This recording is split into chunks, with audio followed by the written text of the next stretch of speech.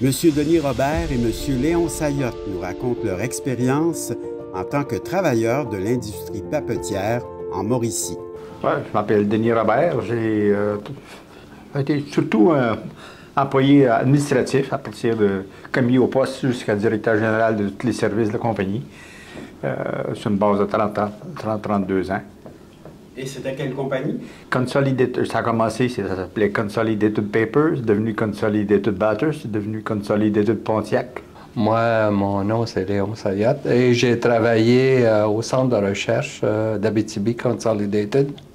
Ben, moi aussi, j'ai commencé par Consolidated Batters et puis tous les changements. Même on a passé par une compagnie américaine qui était Stone Consolidated dans les affiliations. Comme je disais tout à l'heure, j'ai commencé comme... ma première position, je suis passé à la malle d'un bureau, mais j'ai surtout travaillé dans les organisations des magasins, des approvisionnements. Puis j'ai fini directeur... on a progressé avec les années. Surintendant des achats, directeur des approvisionnements, surintendant de tous les magasins de la compagnie, les services. J'ai travaillé surtout dans le domaine du supply, ce qu'on appelle dans la fourniture. J'ai commencé en 1962 et j'ai terminé en 1994. Moi, j'étais à titre de technicien dans la cohorte.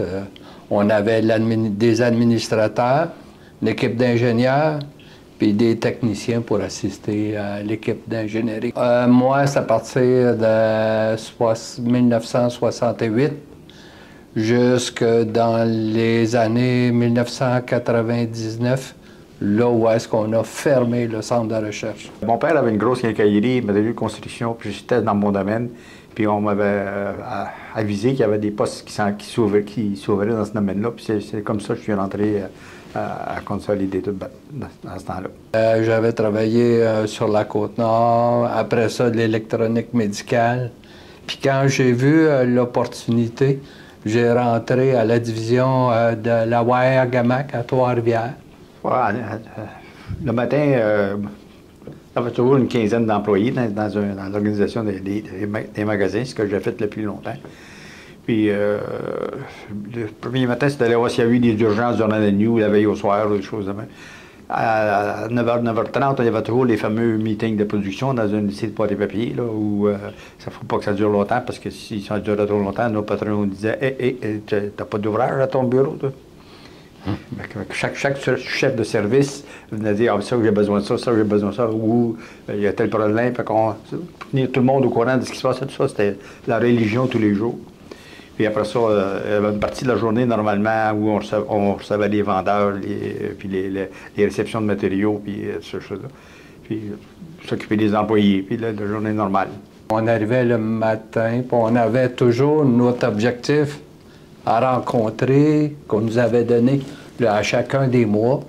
Donc, on avait une révision globale sur le projet. Puis là, on tentait tout le temps d'essayer d'améliorer, de trouver la solution. Puis des fois, on arrivait à la fin du mois, là, on disait, on était plus avancé que ça le mois passé. Là, ça reprenait, puis là, à force d'essayer à gauche et à droite, bien, ça permettait de trouver la ligne droite là, pour passer à travers le plus gros du problème physique à rencontrer en développement.